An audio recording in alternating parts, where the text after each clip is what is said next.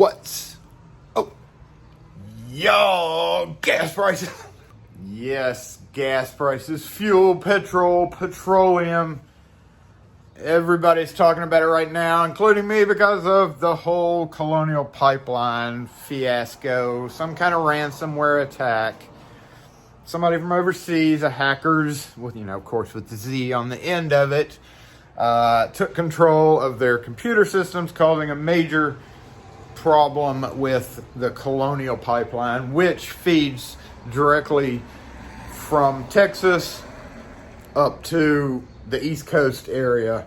And there's really no way, especially for you overseas viewers who only know the U.S. as the shape on the map. It's really kind of hard to describe how fuel flows. But here in Mississippi, we learned a lot about fuel during Katrina because of the massive problems that we had with fuel during that time. But of course now, with all these news stories picking up this thing about the hacker taking the pipeline, and and they're all like, gas prices may rise. Gas prices have been rising. Gas prices rise and fluctuate all the time. Last year, it was really low because there were nobody was using their cars, nobody was driving, and at the same time, people were complaining that their friends in the oil industry were out of work or unable to work because of that. Now those same people are complaining that the prices are back high, of course, but that's neither here nor there. It's nobody's fault that it's all in the fuel industry, no matter what one may think, because if you study the charts, you can always see in wintertime it starts going down, in the summertime it starts climbing again because people are out on the road, especially now that a lot of restrictions in states have lifted all their restrictions. A lot more people are out on the road. A lot more people are back at work. Thus, the fuel industry is wanting to capitalize on that, and that's what happens. But the whole pipeline thing, and this all made me, this kind of leads into it. As locksmiths, we have to use our vehicle to go to and from jobs. This morning, I had quarter of a tank when I pulled up to the gas station, and I put in $30, which only got me to 3/4 of a tank. So I ended up putting $54 in, which already had quarter of a tank. It's got like a 19-gallon tank in that little van. It's crazy. Especially crazy when you have to fill it up. And I haven't filled it up completely like that in a long time. So I only did it because the local news stories have been picking up on that. And yesterday people were talking about how the gas was out at all these gas stations. People were pulling up with trucks and containers and filling up the whole back of their bed full of containers with gas because they're freaking out, like they freaked out over toilet paper, like they freak out over everything whenever something pops up on the news. I do hold the news a little bit accountable for posting silly articles like that. It may rise, but it's been rising. You should expect that during the spring and summer, especially now, like I said, when everybody's getting back to work and everything. So, hey puppy, hey buddy. Just wanted to post a video because it does relate to locksmithing, because we do have to use our vehicles. Almost all of us use vehicles to get to and fro jobs. So the question is, and I've seen this asked or talked about many times over the years, is should I raise my service call fee because gas prices are higher? And then when it goes back down, I can lower it again. No, never do that. If you go up on your service charge, it needs to stay at that price and not go back down. You can't fluctuate your service calls based on fuel prices. But let's get back to that pipeline. I'm going to use the whiteboard for this because it's just a good use of the whiteboard to show y'all who are not in the U.S., who are like, what's going on? Wow, we don't understand. We're going to use the whiteboard to show you. Please note, I'm not a cartographer, nor am I a drawer or anything of that nature. So okay, we got like the U.S. We'll come up here, and then we got Florida down here. And we got Texas, and then up here, coast. All right, and Canada's up here, right? All right, Canada, okay. Canada. All right, so this is a very exaggerated kind of Gulf Coast, but this is the Gulf Mexico, because like Mexico's down here, right? Okay, so this is Florida. So over here we have Texas, and up here, come on.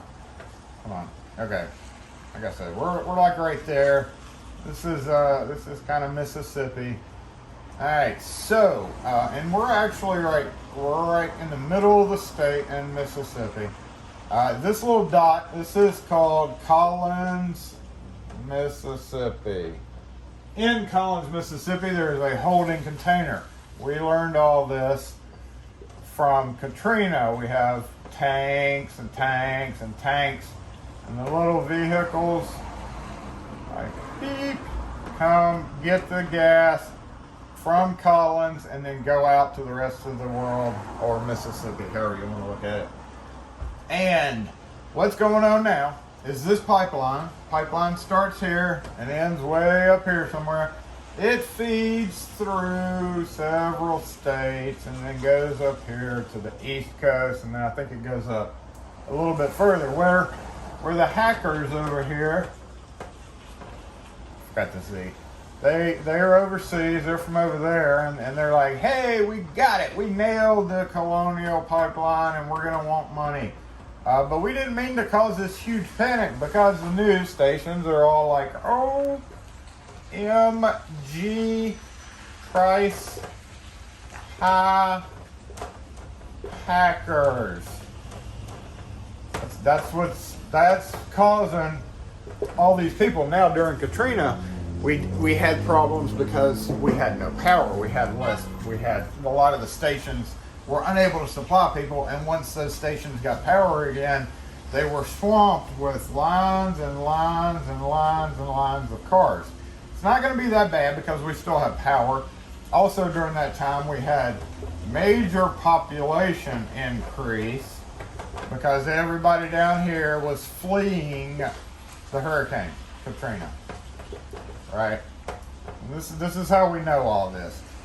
So a lot of people knew about Collins, knew about the issues down there, because in the coast you have all these offshore oil rigs, and that's where it sucks oil out of the ground, brings it up to shore, and then it goes out. So also in Texas, they suck it out of the ground, right? And it goes up this pipeline, I guess, whatever, over here to the East Coast.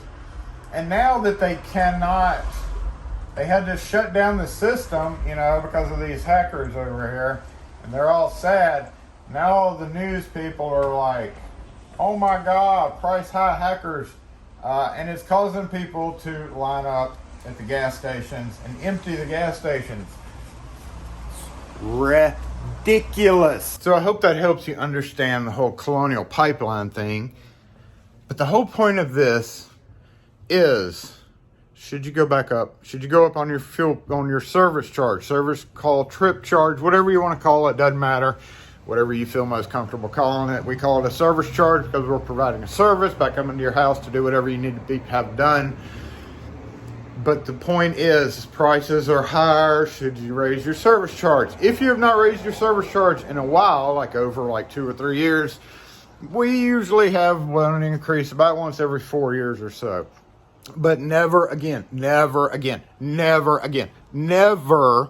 go back down on your service charge. Just wanted to point that out. Again, when you raise it, it stays raised. And as I mentioned, I don't know if I mentioned in another video or not, instead of raising our service charge right now, we have narrowed our scope. We have narrowed our circle. If we did a whiteboard of Jackson metro area, we kind of have a circle where it's one price to go into, and then as you go further out from our central location here, it gets more and more expensive. Nowadays, that circle has narrowed, so now it's a smaller diameter, and if you go further out, it ends up being more because of that. So we're trying to keep the price the same locally, even though we're fully aware that the gas prices are going up. Last year, all throughout the year, I was on the road the whole time and enjoyed the extra from the gas prices then. Now, not so much, especially when I put $55 in a van that already had a quarter of a tank in it. So that means it's about a $75 fill up for me.